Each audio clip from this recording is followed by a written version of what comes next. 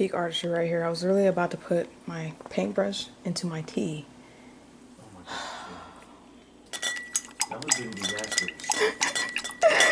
Peak artistry. Put your paintbrush in the right spot.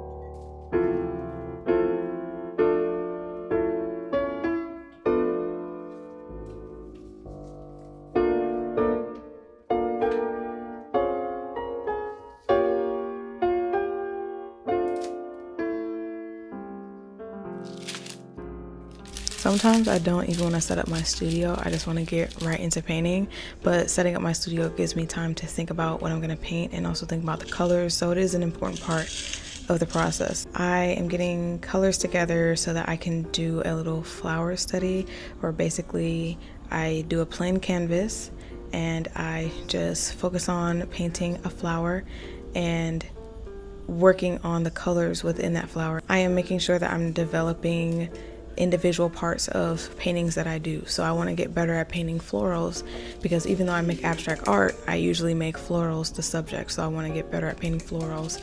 And then sometimes I'll do a study of just a abstract composition. So I'll just do a canvas with just abstracts to help me get better at doing the abstract, so that when those two things come together, they can create a good painting.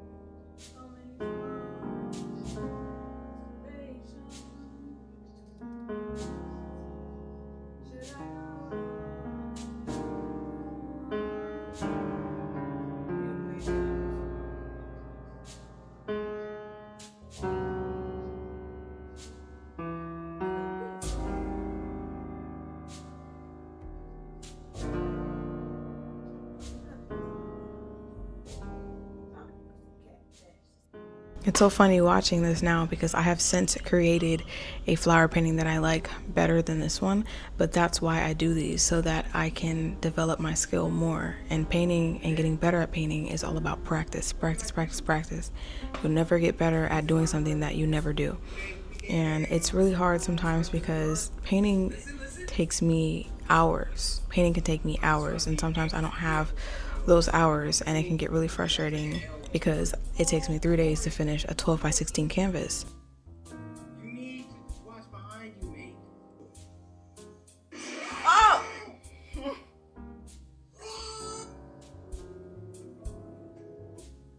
That's why I've always appreciated my times of unemployment, because I get to paint and I get to spend hours doing what I love, and I'm working toward being able to do that all the time.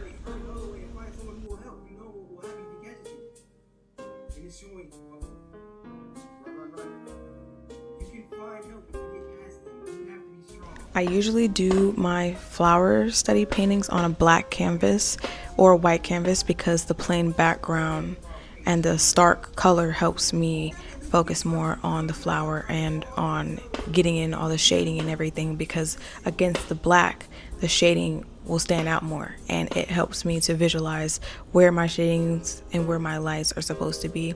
So I usually don't do a plain background like blues or pinks. I usually try to stick to a black or white background depending on the color of the flower that I'm doing.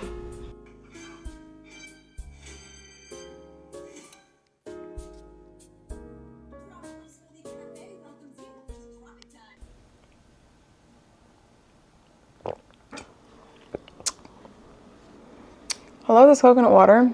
I usually drink Viva, but like this is pretty good.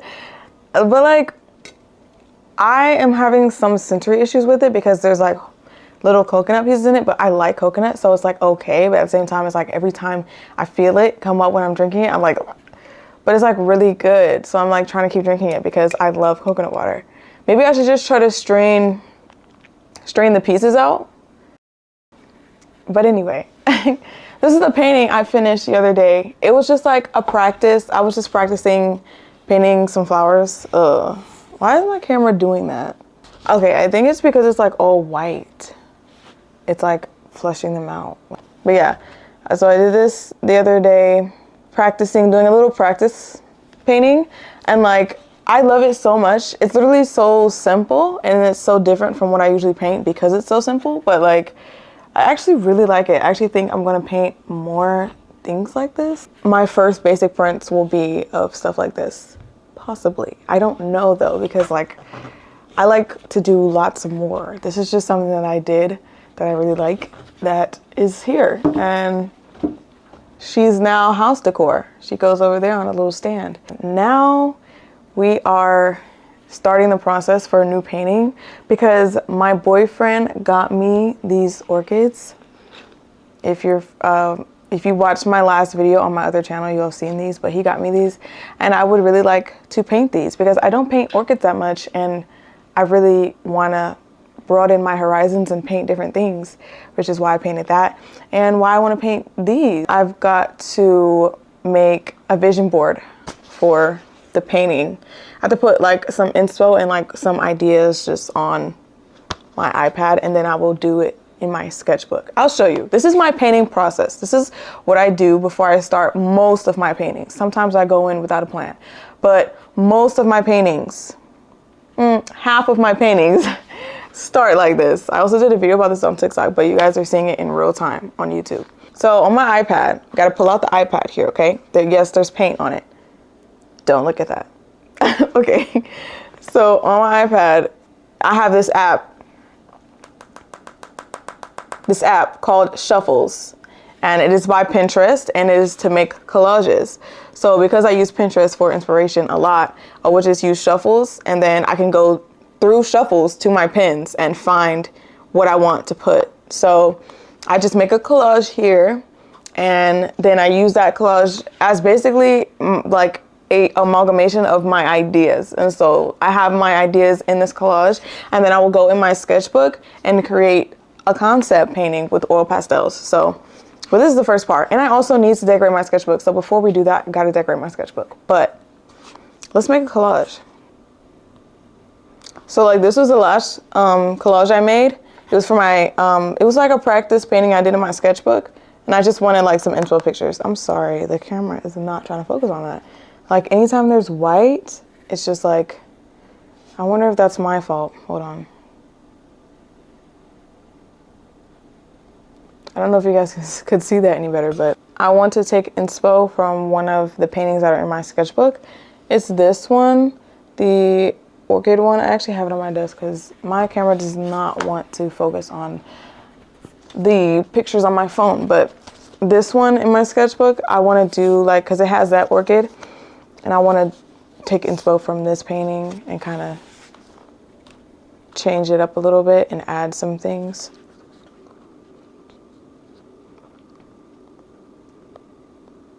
Tulips are so pretty. I love painting tulips too.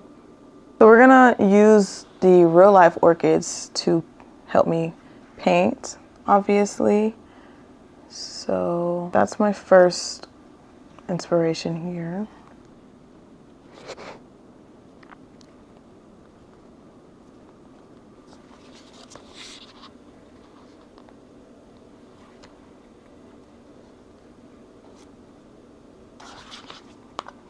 Oh, my twitchy witchy girl, I think you are so nice. I give you bowls of porridge and I give you bowls of ice cream. Okay, so my collage is done. I'm so sorry. Let me see how I can help you guys see this because this is so annoying. Can you guys see that better? But basically, Shuffles does have the watermark, so that's annoying. But I just put some pictures. I took some pictures of my orchids in real life and put them here, and then like some inspo pictures. Because what I like to do is, let me change it back. I look at paintings, I look at floral arrangements, colors, lots of different things. Makeup, art, like when people do makeup on their face. And I take like little things from everywhere and like amalgamate it into like, you know. So I'm like, I have an idea for a painting and then I see someone else's painting. I'm like, oh, I really like that little spark of yellow right there, something like that. I want to add sparks of yellow to my painting. I do it like that. And so doing the collage really helps me see all of those ideas that I had in one place so that I can just refer to that, you know? Okay, I know I look dark, but at least you guys can see this like a little bit better. So yeah. So after I do a inspo board, the next thing I would do is go in my sketchbook and do a oil pastel concept. So I just use like my oil pastels and like draw or do like an oil pastel painting of what I think the painting would be like. Most of the time it doesn't end up looking exactly like it. It's just like a rough draft kind of.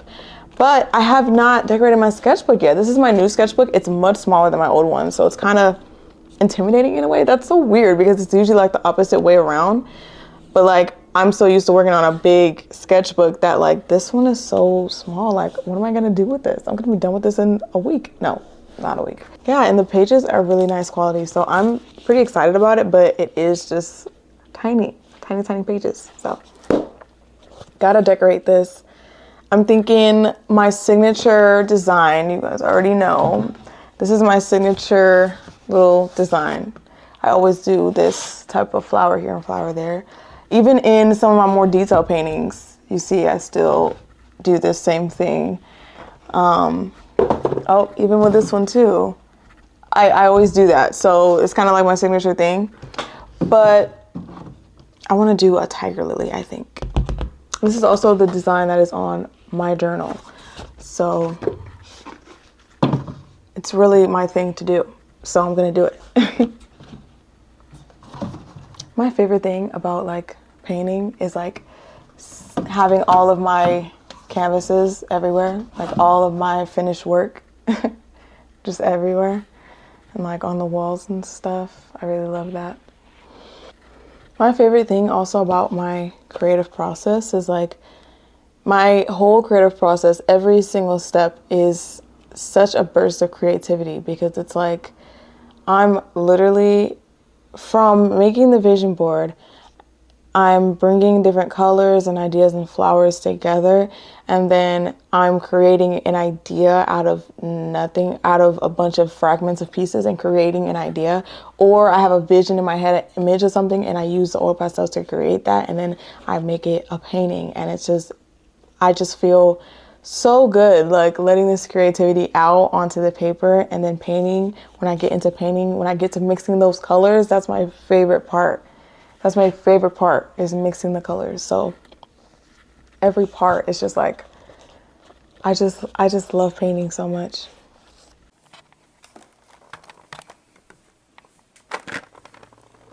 Days later, an autopsy was conducted.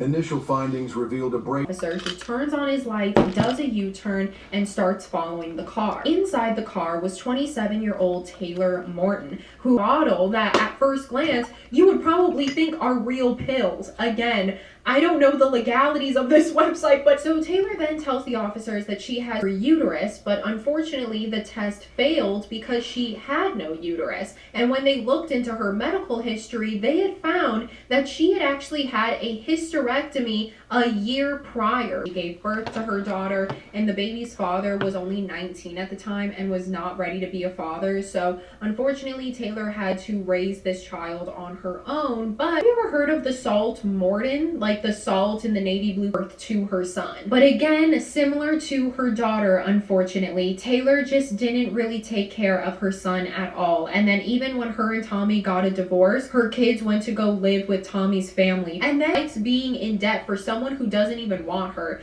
Congratulations on your amazing life, guys. Now I get to watch Wade leave Taylor, and when he does, Taylor will have nothing.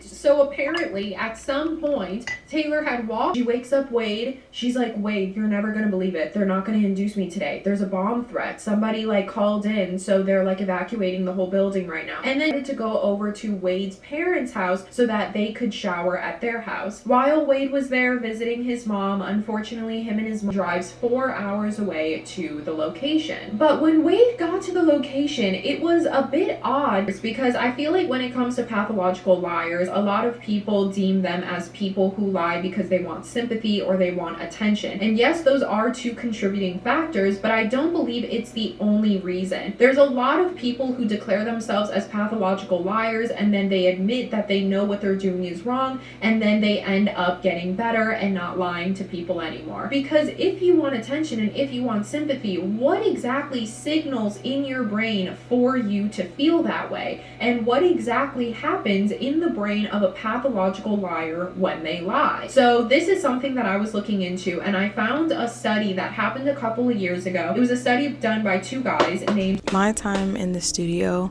has been great.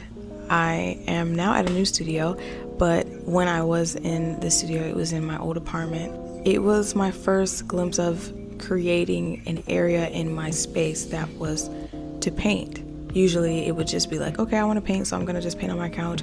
But your mind shifts when you create a designated space to do your creative work. It makes you take it more seriously, and that's exactly what happened to me.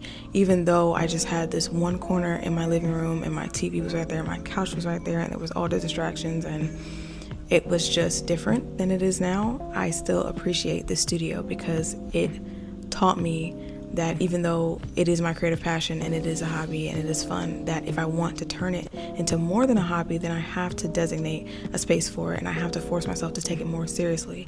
Because if I'm just gonna pull out my canvas and paint in my bed, the motivation will dwindle after a little while, and I need to make myself move and go to a different space. My name is Pink and I'm really glad to meet you. You're recommended to me by some people. Hey, ooh, is it silly girl? Hey, ooh, it feels silly girl. This is my fit for today, for painting today. My painting jeans, clearly. And this shirt I thrifted. And no bra, because it's not my fault that you didn't teach your son self-control. I love these jeans. Like, I think I would actually wear these jeans and not paint with them, but I did specifically get them to paint on, so.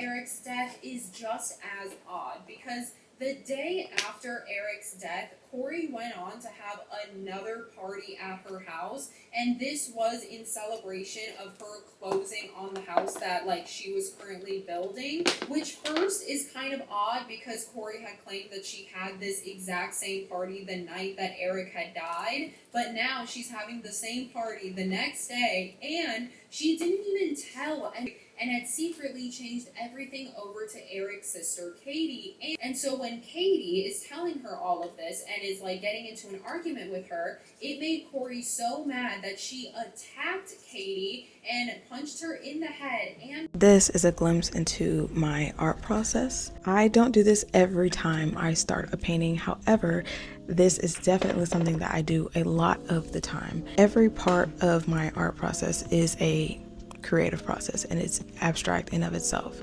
and that's why I call my art abstract, because of the way that I think and the way that I create is very expressional. What I'm doing now is creating an oil pastel concept of my vision. I'm taking my inspo board that I showed you guys and using the amalgamation of ideas to create the vision that I want for my painting, and then I'm taking that vision from my head and creating it on paper with oil pastels, because I love oil pastels as a medium. It's one of my favorite mediums. Not only is it super forgiving, but they're just extremely fun to work with. And when I don't feel like painting, I do use my oil pastels. So simultaneously, my painting skills and my oil pastel skills are getting better, and I love that for me. But I use the oil pastels to create my vision on paper, and then I will take the vision that I've created for my oil pastels and bring it to the canvas. It's kind of like planning my painting, but it's not really, because once my oil pastel concept goes to canvas, it can change completely. And I can show you plenty of paintings where the canvas art did not look like the oil pastel concept, and that's because I am flowing. I'm going with a creative flow, and I'm allowing my creative juices to splatter onto the canvas. And during the oil pastel process, I am taking something that doesn't exist yet. It's in my head and I'm trying to bring it to life. But when that goes to canvas, I'm using a different medium. And with that different medium and the canvas being bigger than the sketchbook paper, I get new ideas, and then I add things, I might change colors, and the painting comes to life. And so now I could end up with two individual pieces of art that look similar but are in different mediums. And that is why it is so fun for me to do my paintings this way, because not only do I get a general idea of what I'm going to put on the canvas, but essentially I get to create a painting twice.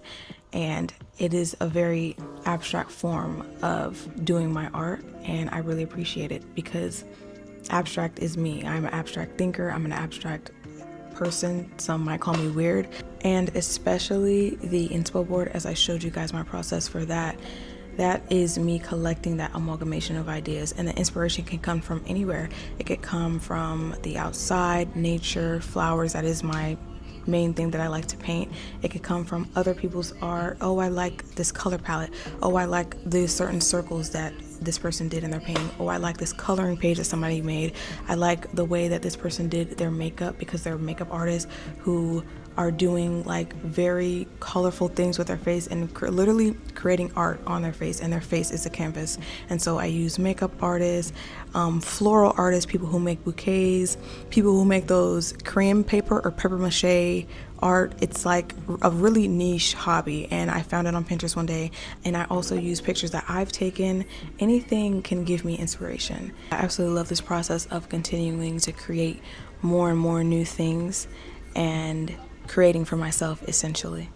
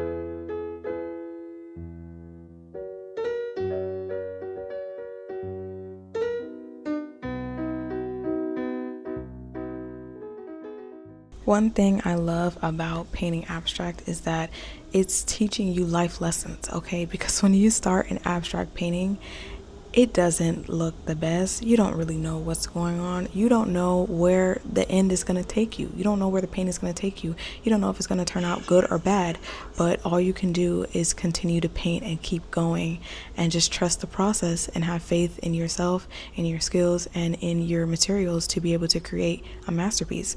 And in abstract art, it doesn't matter what the outcome is. It can still be a masterpiece even if you make mistakes and even if you fail. It's teaching you something and it's a lesson for the next time. And that is literally exactly how life is. And I think that's why subconsciously I steered toward abstract paintings. When I was younger, I used to paint people and I used to paint cartoon characters. I would draw a lot of people. And then when I started painting, I painted a lot of cartoon characters, I should say, as well as people. But it didn't stick long. As I got older, my artistic style turned toward expressionism and just creating whatever my brain envisions. And I love that because it's teaching me about life. And I love that because it's a representation of the process of some of the things I've been through in my life and how they pan out, just how my paintings do.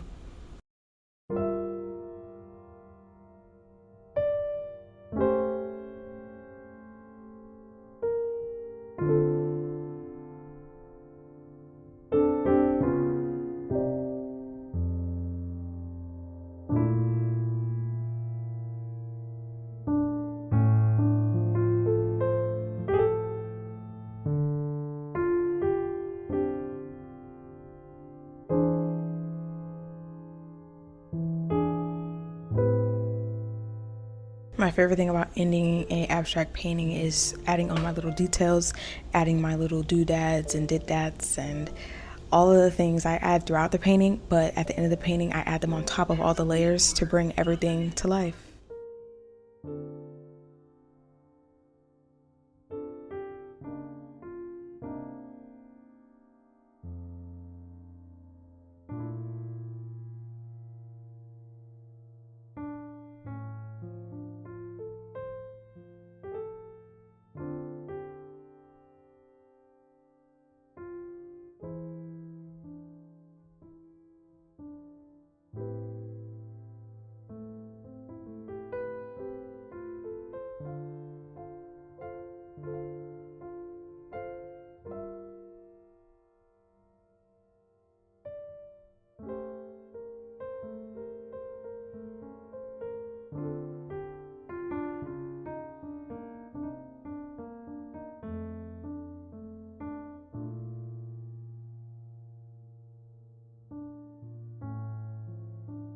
I really hope you guys enjoyed my first art vlog on this channel, and there will be more to come. I hope you enjoy getting more into my process, and since then I have been doing some more painting, of course, and getting more into some warm tone paintings, as my last painting was a cool tone painting, and you can see the results of this painting on my Instagram. Let me know if you guys like seeing art focus and creative focus vlogs on this channel. I wish you creative flow and much love from yours truly.